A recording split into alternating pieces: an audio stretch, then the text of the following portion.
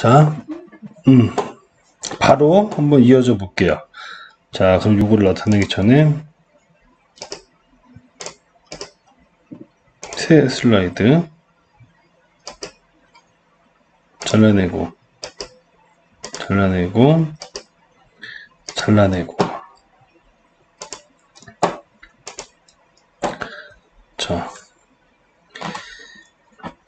자, 그럼 이제 미생물의 증식 속도, 미생물의 감소 속도 한번 보겠습니다. 자, 시간의 변화에 따른 미생물의 농도의 증가는 미생물 농도에 비례합니다. 그죠? 시간의 변화에 따른 미생물의 농도의 증가는 미생물의 농도에 비례하죠. 미생물이 애초에 많으면 많을수록 시간에 따라 변화하는 농도 폭이 크잖아요. 그죠? 아주 단순한 논리입니다. 자, 이 비례관계를 우리가 항상 이퀄로 만들 때는 뭐가 필요하죠?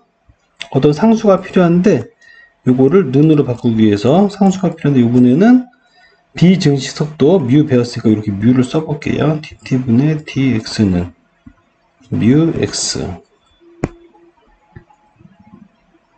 자, 이런 식으로 나타났습니다. 자, 기울기가 플러스고 반응식이니 이런 1차 반응식이니까 그래프를 변하면 이걸 어떤 식으로 나오면은 양상이 이런 식으로 돼요. 이런 식으로 시간이 변함에 따라서 미생물의 농도가 쭉 증가하는 현상입니다. 그러면은 반대로 시간이 지날수록 미생물이 감소되는 경우도 있겠죠. 자, 시간이 똑같이 지날수록 미생물의 농도가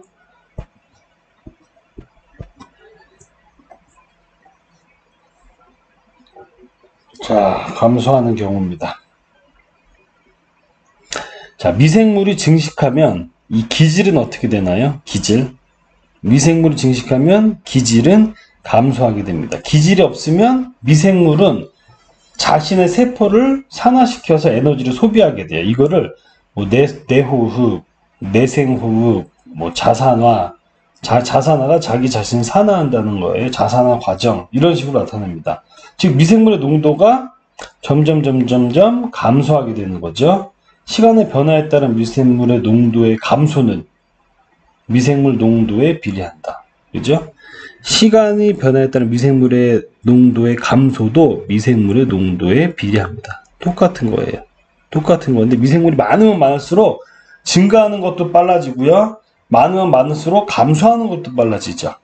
그죠? 다 똑같이 비례해요. 대신 반비례 관계라는 것만 좀 차이가 있지만 똑같습니다. 자, 비례 관계를 이퀄로 하려면 얘도 어떻게 해야 돼요?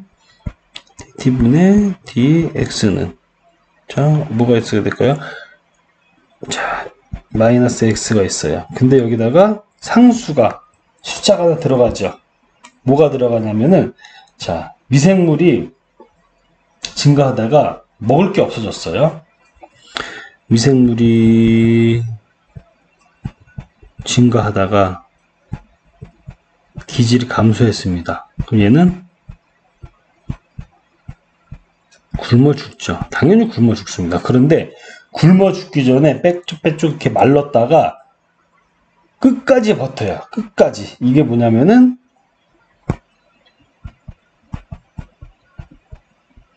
자기 자신을 산화시켜서 에너지를 만듭니다. 이 에너지로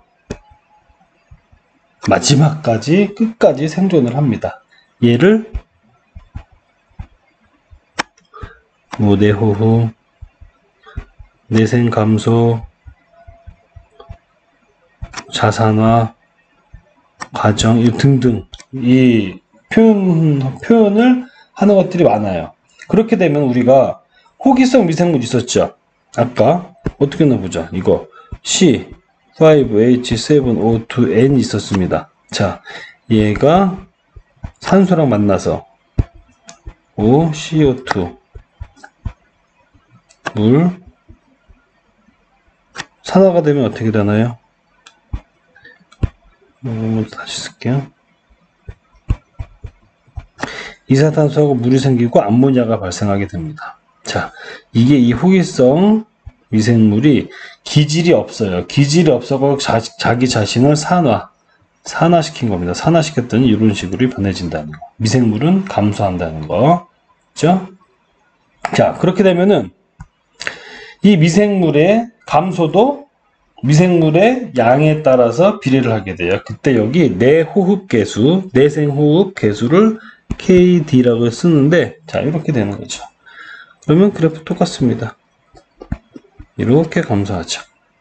그죠? 자, 그래서 요거 단계가 이렇게 쭉쭉 오면은 그래프가 있으면은 미생물이 증가했다가 일정이 됐다가 감소하게 되는 거죠.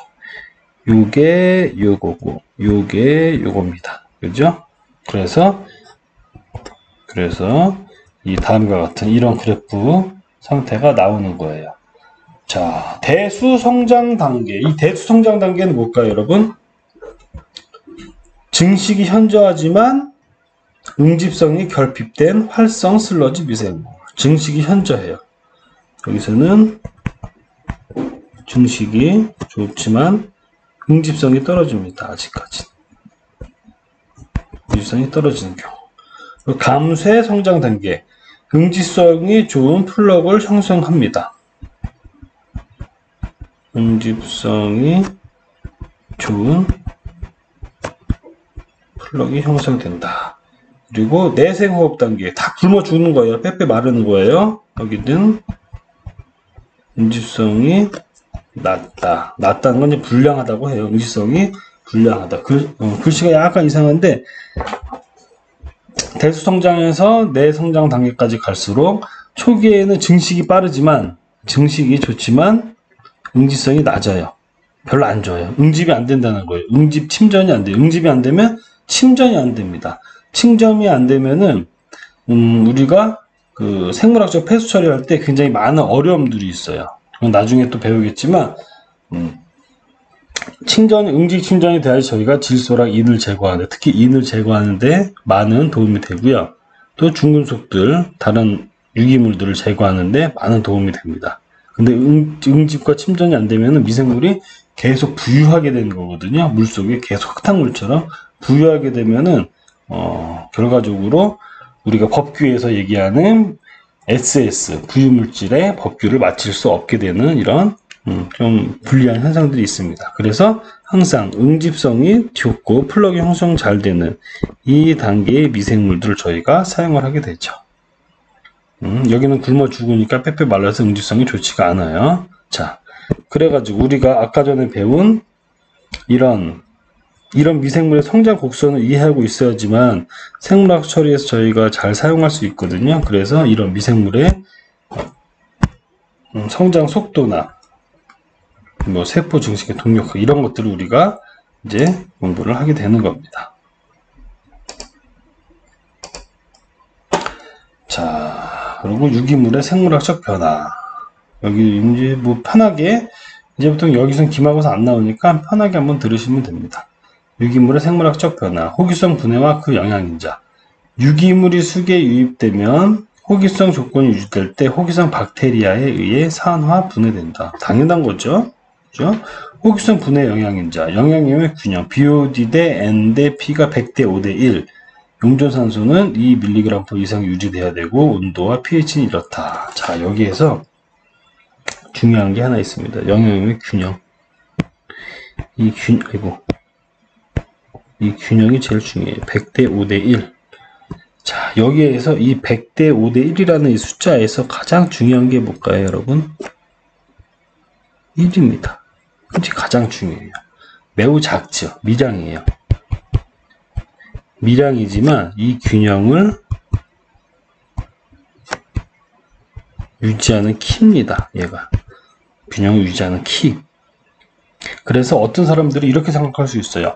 아, 미량 물질의 이런 관계성을 가진 조건에서 너무 양이 작으니까 그냥 무시해도 되겠다 할 수 있지만 그 미량을 무시함으로 인해서 균형이 밸런스가 깨지는 겁니다. 자, 그런 것들을 나타내는 게 바로 리비의 최소량의 법칙이에요. 생물의 어떤 장소에 분포하고 번영하기 위해서는 생장과 번식에 필요한 여러 가지 필수 물질을 얻어야 한다. 이런 거에 대해서는 뭐 종이나 장소에 따라 필수 물질의 종류가 다르다. 그죠? 이 필수 물질 중 가장 적게 공급되는 요소에 의해 생물이 지배된다는 사실은 1840년 리비에 의해 밝혀졌다. 가장 적게 공급되는 요소에 생물이 지배된다는 겁니다. 즉, 의존을 많이 한다는 거예요.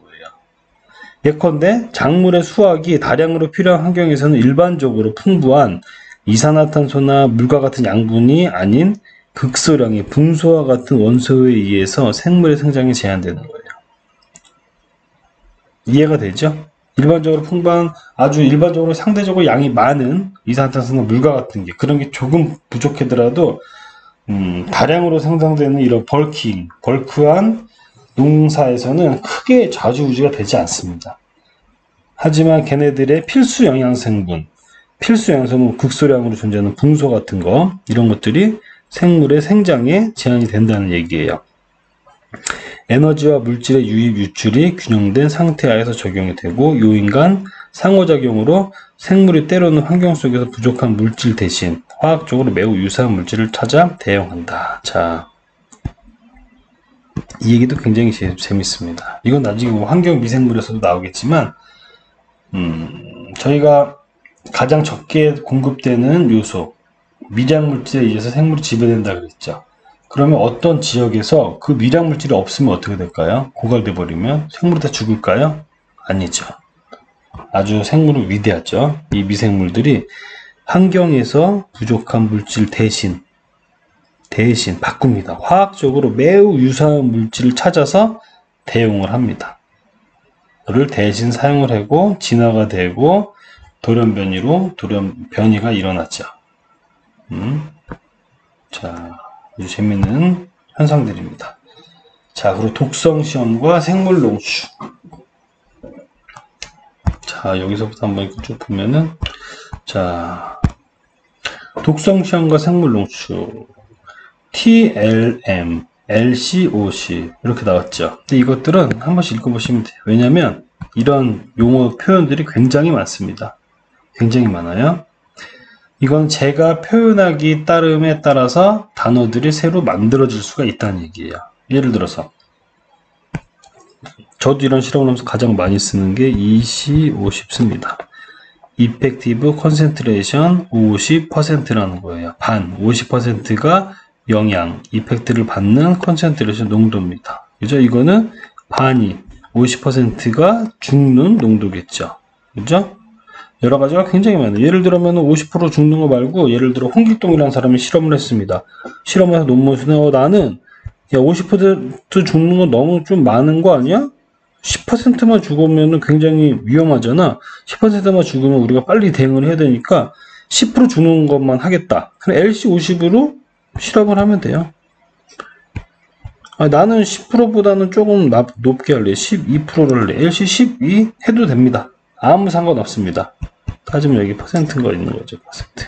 아무 상관없어요. 그렇기 때문에 이런 용어가 뭐 이렇게 좀 약자식으로 영어로 되어 있지만 아주 크게 의미가 없다는 거. 이해만 하고 있으면 된다는 얘기를 제가 말씀드리고 싶은 겁니다. TLM, 한계 치사 농도. 어류에 대한 급성 독성 물질의 해로운 정도를 나타내는 수치의 하나다. 급성 독성 물질이 포함된 배수의 희석액 속에 일정 시간 어류가 사육했을 때 물고기 가운데 50%가 살아남을 수 있는 배수의 농도. 24시간, 48시간, 96시간을 시간을 기준으로 했네요. 24TML, 48시간 TLM, 96시간 TLM 등으로 나타낸다. 자, LC50.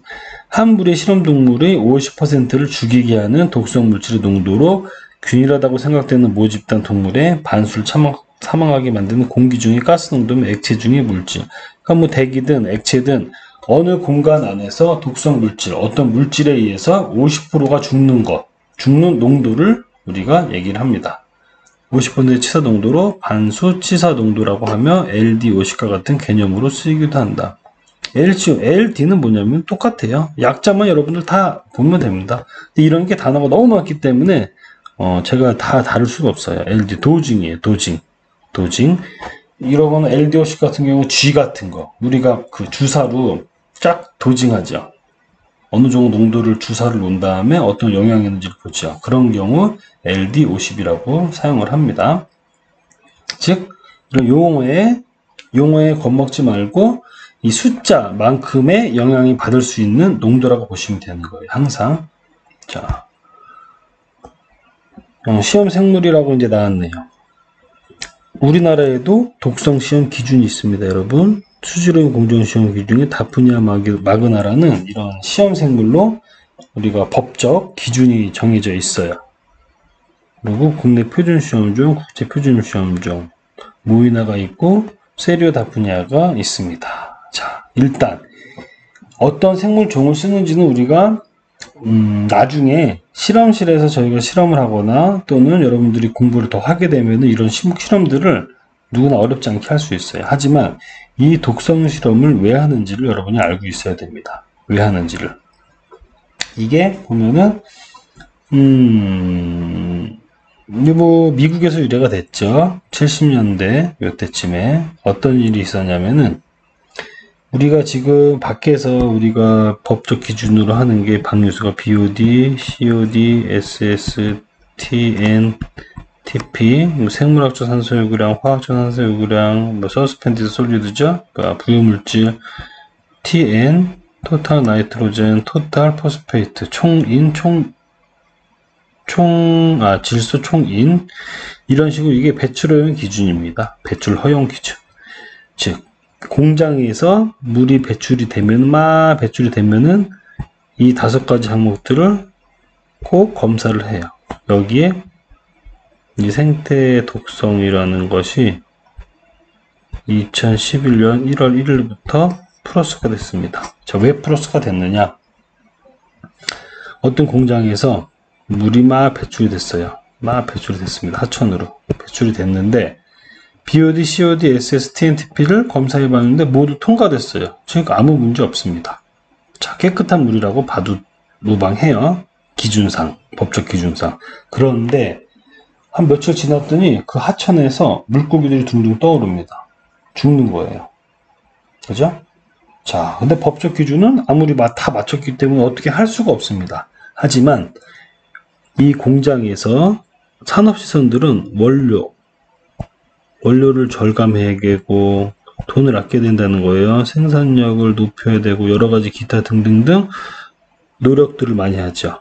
연구 개발 노력들을 합니다. 그러다 보니까 지금 현재에서 사용되고 있지 않는 물질, 새로운 신물질을 개발하고 신물질을 적용을 하게 돼요. 우리나라에서 평균적으로 한 해에 1년에 새로운 물질, 화학물질이 유통되는 거는 약 400종씩 새로 등록이 됩니다.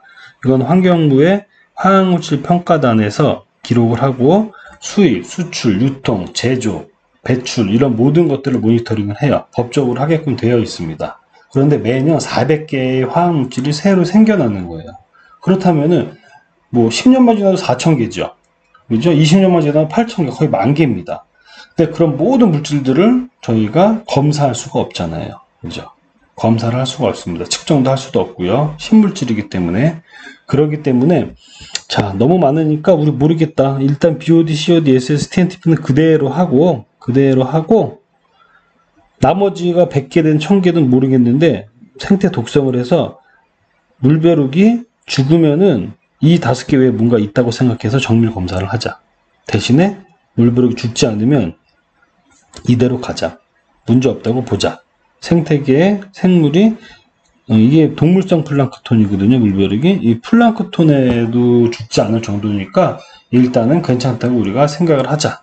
이런 사고를 하기 시작했습니다. 그래서 화학물질을 관리하고 있던 상태에서 이 생태 독성 물벼룩을 대상으로 법적 기준을 저희가 만들게 됐습니다. 그래서 우리나라에서 2011년 1월 1일부터 시행을 하고 지금도 시행이 되고 있습니다. 자, 그럼 이 뒷부분부터는 다음 시간에 다시 다음 동영상에서 이어지도록 하겠습니다.